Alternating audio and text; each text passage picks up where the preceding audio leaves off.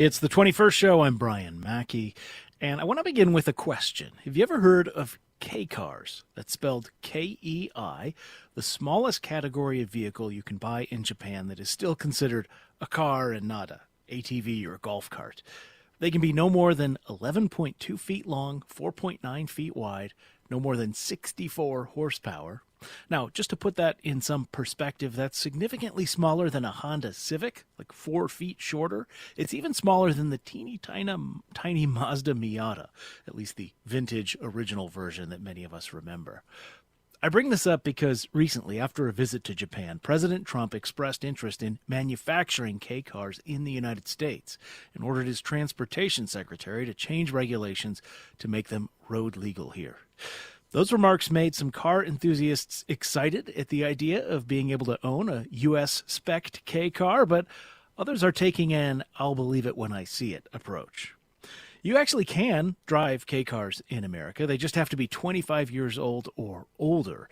And many people are doing just that, including here in Illinois.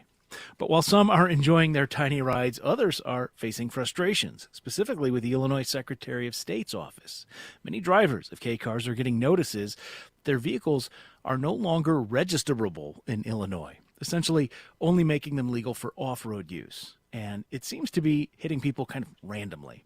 So with that in mind, for the rest of the program today, we're going to talk about the likelihood that new K cars would be sold in the U.S., if there actually might be a market for them, and some of the issues owners of older K cars are facing here. Joining us now to talk more about this is Mercedes Streeter, senior writer for the Autopian. She herself is based in Illinois, though joining us from Florida today. Mercedes, welcome to the 21st show.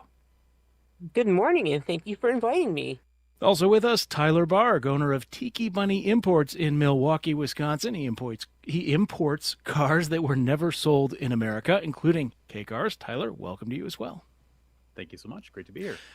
And listeners, you can join us today at 800-222-9455. I wonder if you have ever considered a K car. Would you drive one if given the opportunity? And what do you think, in general, of the size of cars, trucks, and SUVs in America? 800-222-9455 is the number. 800-222-9455.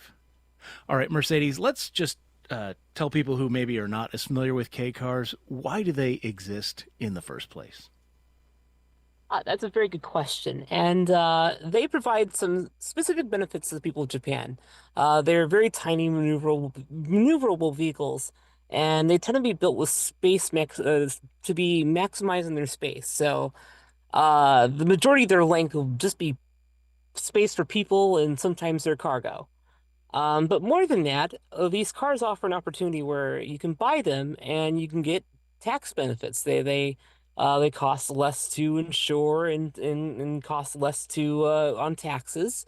And those benefits have weakened a little bit in recent years, but there's still an incentive to buy a smaller, cheaper car because it costs you less money in the long run. And talk more about what form these vehicles take, right? It's not just the little pickup trucks. They're all sorts of vehicles you can get that are considered K Oh, cars. Yeah. Oh yeah, they take up all kinds of shapes. Common ones are like little boxy four-door cars where it's just like people from front to back, bumper to bumper. You can also get them in little fun 4x4 SUVs. They're all in the same length that you mentioned earlier, so they're no bigger than the scale, but they have SUVs, sports cars, convertibles, even like a cool like gull wing car. They come in basically all sorts of flavors that regular cars do. They're just very small. The K DeLorean. I'm waiting for that. All right. How expensive are they to purchase and maintain? Well, I don't have exactly like new data right now as to like what they'd cost in Japan, but I mean, over here in America, if you buy one from a dealership, you can get like a cheap one for like 7 grand, 8 grand, maybe 10,000 or so. All right. Well, maybe that's a good time to pivot over to Tyler Barg of Tiki Bunny Imports. So, what first got you interested in K cars? I think it harkens back to the days of old video games, especially Sega GT back on the Dreamcast at the very tail end of the 90s. That was what introduced me to a lot of the iconic vehicles like the Honda Beat and the Suzuki Cappuccino and your K-size DeLorean, which is the AutoZam AZ1. Ironically enough, it was Mercedes Streeter right here who got me into the idea of importing vehicles into the United States. And it just kind of spiraled out of control in all the right ways from there. Say more about that. Was it like an article you came across or what? Yes, Mercedes was actually importing a Honda Beat and a Suzuki Every at the time, and she was very careful to detail out how she was doing it. And I saw an opportunity in doing that not only for a hobby, but something to reconnect me with the car community that I'd hadn't been a part of for the better part of a few decades at that point. When I saw what the process was, I very quickly set on to finding my own vehicles in Japan. And unfortunately enough, my first attempt did not go so well. But since then, there's been almost 100 vehicles imported to America from Japan. The majority of which are all K vehicles. Mercedes, that's kind of an amazing serendipitous connection there. How about you? How did you get into K cars? Yeah, okay, so first the first mention there, yeah, so I wrote a series of articles of how it was like importing a Honda Beat to America. So yeah, the car was a rust bucket, but it was still fun and it taught me a lot of stuff. As for how I got into it, kind of the same way. I played like Gran Turismo 2 and Gran Turismo 3 growing up, and I was always fond of the because the game is made in Japan and has a huge focus on Japanese cars. So, a lot of the cars in the game are super tiny right-hand drive cars. I'm like, oh, this is so cool, so fun. And I guess as our generation gets older, we drive real cars. Like, let's get the cars from our video games. And I've also always just loved tiny cars. I currently own 5 smart cars, so tiny cars definitely within my wheelhouse. Oh, we're going to talk about your garage later on. uh, Oh boy, but, I but don't think you have time for that. so, Tyler, I mentioned Americans can right now you can only import older K cars. So tell me what is that process actually like? Gotcha. Yeah, 25 years is the current laws for importing cars. It definitely limits us to what we can do, but it always creates a runway of new cars that are just on the horizon. Traditionally, how I go about this is through a series of online auctions in Japan, where they provide condition sheets that detail all of the flaws in the benefits of each individual vehicle, whether they have aftermarket parts, whether they have scratches and dings, tears in the seats, etc. We know everything about the overall quality of this vehicle thanks to those sheets. And in the event that we want to go in further, we can actually send an independent inspector in to look at all of these vehicles to ensure that these are as high quality as we can possibly see fit. Obviously, any vehicle that is 25 plus years old is going to have some sort of issue with it, but we really aim to minimize that for the American buyer because I have no vested interest in bringing over a project. I want to continue to import these little things as joy machines. Once we do win them at auction, we do have a network of shops throughout Japan that'll do maintenance work and mechanical work to them to make sure they are turnkey ready when they get here.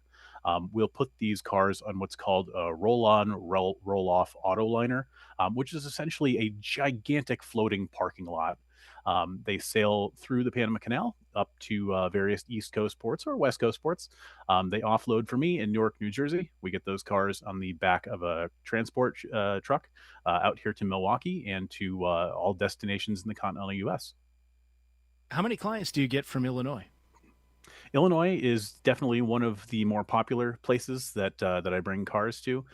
There's a number of cars there already that have our Tiki Bunny logo on them, and there's even more on the way. K cars are exceptionally popular there. Especially in both the urban and rural communities. Urban communities are always looking for small fuel efficient K cars that can navigate a city easily. Whereas the rural areas tend to focus more on K trucks, where a K truck can be imported into the United States, titled, plated, and registered for well under $8,000. What's really nice about that is you have a four-wheel drive truck with air conditioning, with all the bells and whistles that you need to maintain a property or maintain a farm, without that significant price tag of an American vehicle. Yeah, 8,000 versus 80,000 perhaps for one of the, giant pickup trucks. That's fascinating.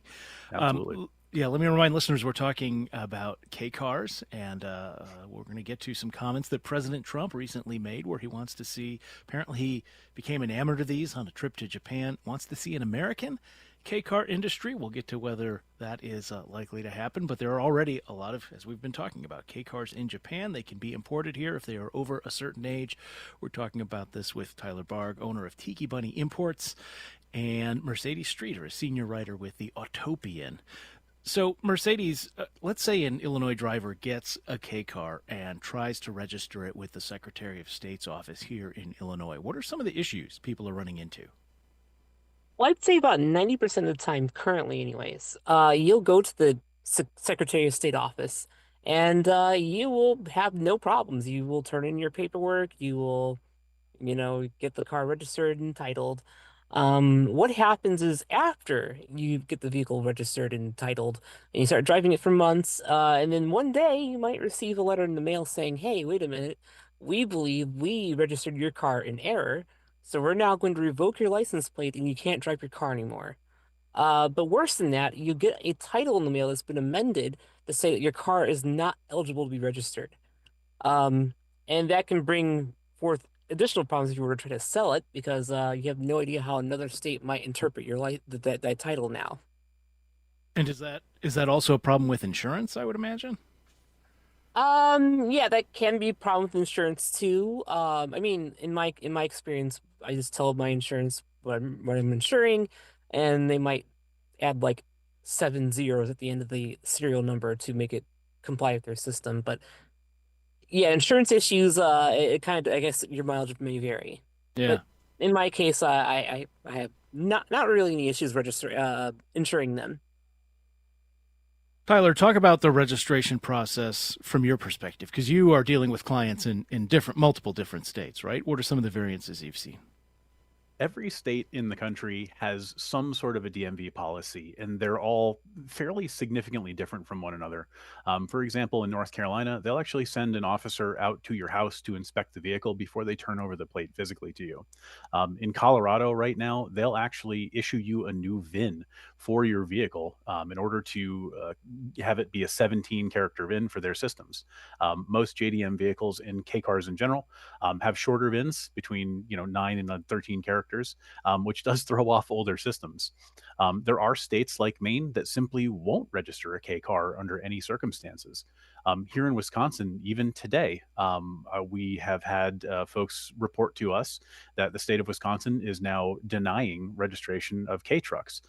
So we're reaching out to our local legislatures to make them aware of that and hopefully bring a law onto the books that says these vehicles may be registered, because right now there's nothing that says they explicitly can be.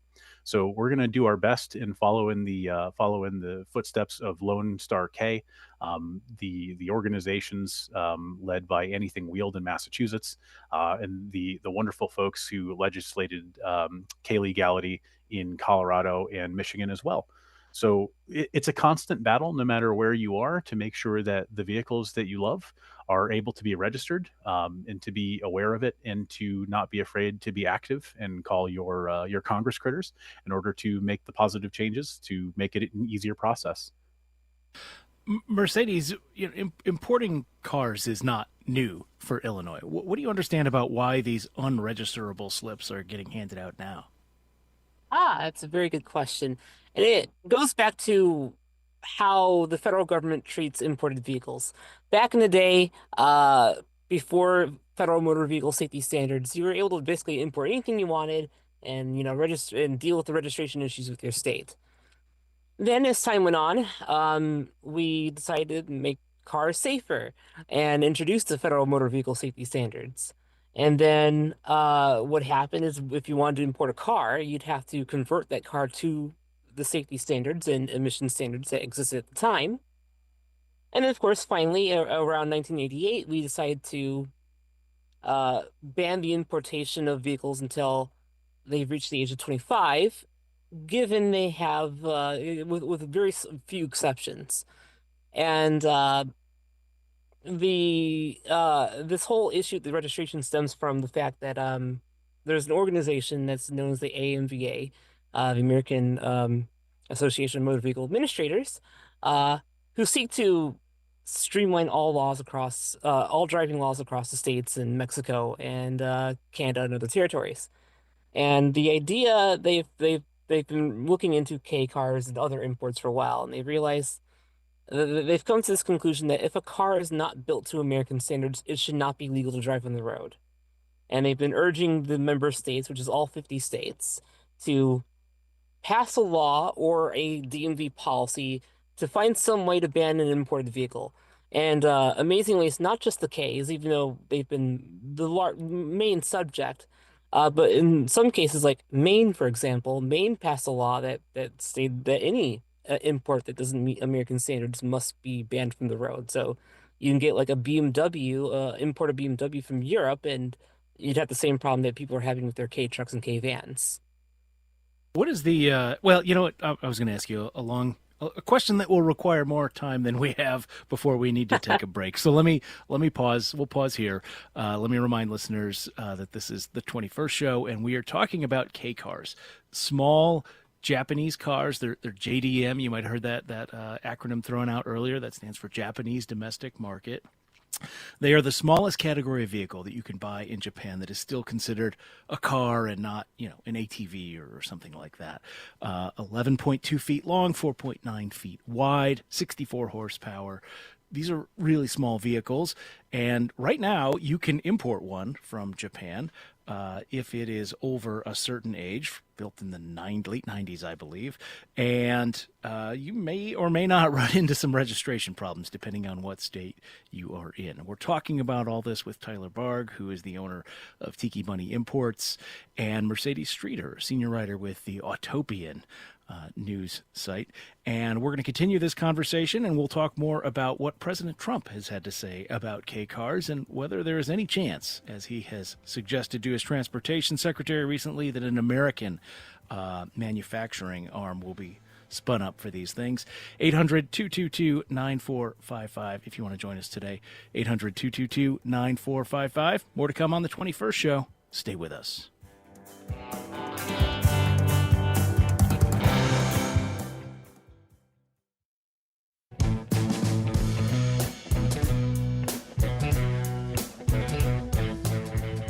It's the 21st show. I'm Brian Mackey. We are talking about K cars, a class of tiny cars with origins in Japan, and car enthusiasts in Illinois and across the country who have been importing these cars into the U.S. to use here. But as we've heard, some Illinois drivers are having issues with registering their vehicles. There are opposing groups urging, laws that make these more legal in Illinois or easier to properly register in Illinois, and other organizations that are saying no, they should not be here. We are talking about this with Tyler Barg, owner of Tiki Bunny Imports, and Mercedes Streeter, senior writer at the Autopian. 800-222-9455 to join us today. 800-222-9455. I look at these things, and yes, I've seen the pictures that compare like a K pickup truck with your standard GMC or Ford or Dodge ginormous tank pickup, and that vehicle is definitely going to lose in a collision. But people are allowed to drive Vespas and motorcycles, and there are not even helmet laws in Illinois. Tyler, can you just talk about some of the safety concerns that people have about these things, and how you think about them? Absolutely. I mean, when you consider a K vehicle in the United States, we're only starting to import things that were manufactured in 2001. So we're starting to see, security or safety advancements like airbags, even side curtain airbags, starting to become more and more standard on these vehicles, which is a wonderful leap forward in time. But honestly, one of the wonderful things that we could do to make K vehicles safer would be to bring in new ones. But unfortunately enough, that 25-year-old law is preventing us from doing so. Now, Japan's roads are safer than the US's, even adjusted for population. But then again, Japan is a smaller nation than the United States by far. In fact, Japan is slightly smaller than the state of California. Their speed limits traditionally range between 55 and 65 miles an hour on their versions of their highways. And generally, everything is a little bit smaller and slower in Japan, and these vehicles are ideally suited for that kind of environment. And they are perfectly safe within that environment. Now, in the United States, we certainly have a larger vehicle issue at hand. And I think what President Trump is talking about when he's talking about falling in love with K cars and manufacturing them here is it's a wonderful opportunity to address the issue of safety in our vehicles across the board, and really start to review the size of our vehicles and what they really need to be as opposed to what we have now. And a K vehicle, manufactured in the United States or even imported from Japan brand new is a great way to start that conversation and start to make systematic changes that would allow a K vehicle to not only succeed here but thrive here. So, what was your reaction to when you heard him make these remarks? I was certainly surprised by it. I mean, K cars, in my experience, and one of the reasons they are successful as imports here is that they are joyful little things. Um, they are unexpected. They're small, and even in car communities that are heavily weighted towards old American muscle, it will bring smiles to the faces of everybody that sees them. No matter what it is, from a tiny K Roadster to a truck to some of these larger delivery vans that are in K size. Mercedes, what did you think about what the president had to say? I so first of all, I was like, wow, okay, that's completely unexpected from, I mean, any president, but definitely Trump. But I've taken a bit more of a we'll say skeptical approach to this because technically speaking, K's could have been imported into America at any point. As I said earlier, it's the government's concerned with safety regulations and emissions. So if Honda or another company wanted to import their cars, they would just have to build the K cars to our safety standards and emission standards. But they haven't done that. And from what I've seen from in the aftermath of these reports is that these automakers don't believe there is a large enough market for them. Um, but there is some interest there, and like Tyler said, if we are able to do a phase change in the car market, make everything smaller, more affordable, there might be a chance there. What let's well I, let's go to the phones actually. 800-222-9455 if you want to join us today. And we have Rolf calling in from Woodridge, Illinois. Rolf, thanks for calling Yeah, in. I was going to ask about safety, but it sounds like you've covered kind of that. But maybe one of the things I could ask about is, are the K cars popular in Europe, like in France and Berlin and Germany? What's the acceptance rate over there? Thank you. All right, thanks, Rolf. I don't know, Mercedes, can you speak to that perchance? Yes, to a degree. So Europe has its own little thing going on. Out there, they have a thing called a quadricycle, and they're four-wheeled vehicles. They're very slow. Um, and you can even drive them when you're 16, when you're a teenager and don't even have a license yet. So they actually do accept tiny cars over there. They have the Smart 42 and other tiny city cars. They don't call them K cars, and they're more for like the tight European cities and less about the whole tax benefit thing. But yes, smaller cars do tend to do better over in Europe than say in America does. Let's see if we can get another call in. Sharon in Kinmundi, if I'm saying that right. Almost. All right, correct me, and thank you for calling in. Hi. I wanted to add in another element that is already here, yet is allowed in some communities, I understand, but not in others, are our electric golf carts, which are desired as a transport vehicle by elders. And we in Salem, we actually have a factory that makes these really nice electric golf carts that are shipped all over the place. But unfortunately, he's not allowed to sell them for surface road use. I mean, obviously, you can't put a golf cart on the freeway. I mean, that would be verboten anyway. Okay, but the fact is that the regulations that keep these from being used on surface roads, and a lot are oppressive, and they're a lot more visible than some of the K cars. No, that's a really interesting point, Sharon. Thanks so much for calling in. So yeah. Why not? That's my comment. Good question, Sharon. And I'll just add to that. I was we visited Cincinnati last summer and went across the river to northern Kentucky, and I was surprised at how many of these. I mean, you can't really call them golf carts. These things are way fancier than that. They've got nice paint jobs and radios and fancy lights and all that stuff. I don't know, Tyler. Can you talk about that market and how that compares to K cars and the relationship there? Certainly. In this case, I have imported K trucks into communities like that. There are, famous communities in Florida that even have parades of these golf carts and whatnot. And as our caller mentioned, they're simply not safe for use outside of these, small gated communities. This is where, something like a K vehicle comes in clutch, because not only is it, designed and built for, use on roads that are, 55 plus miles an hour.